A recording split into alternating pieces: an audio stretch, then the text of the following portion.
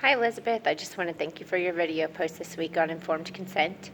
My name is Brittany, and after reviewing your video on Ohio State's laws, I live currently in the state of Florida, but because I am all over the world, between Africa and Europe and Florida in particular, I've been looking at the different versions of what Europe's informed consent would look like and what Africa's informed consent would look like. And of course, our informed consent and what the ACA Code of Ethics spells out in Rimley and Herlihy 2016.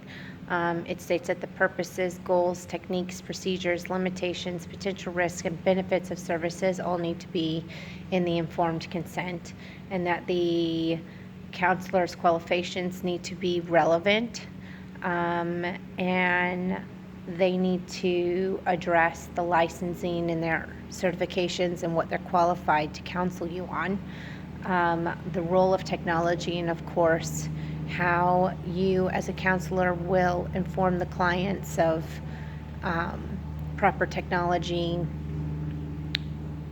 communication when it comes to therapy, and what can and cannot be sent through email and so on and so forth.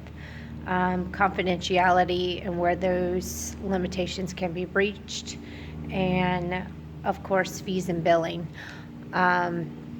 There are a couple more points that Rimley and Herlihy address, but in stating that our code is stronger, I think, than Europe's and Africa's code of conduct when it comes to informed consent, I can honestly say that our informed consent requires a lot more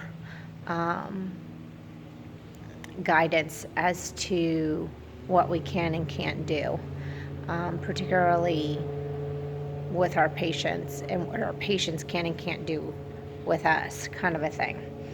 The referral that you found in your informed consent I thought was really interesting, because coming from a military background and coming from wanting to work with crisis intervention and working with a lot of crisis intervention clients when it comes to HIV and AIDS particularly right now, the state of Florida requires that we take every year HIV and AIDS courses. It also requires us to take domestic violence courses, and it also requires us to take a continual 8-hour law and rules and regulations for the state of Florida. Those are also usually addressed in the informed consent for the state of Florida. And I thought it was really interesting that with your referral process that you found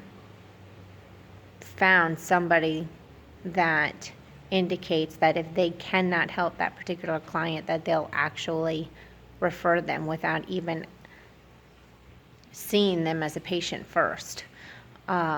I did not find that in any of my informed consent, but I thought that was really interesting when it came to your video discussion and what you found in Pathways Counseling informed consent form.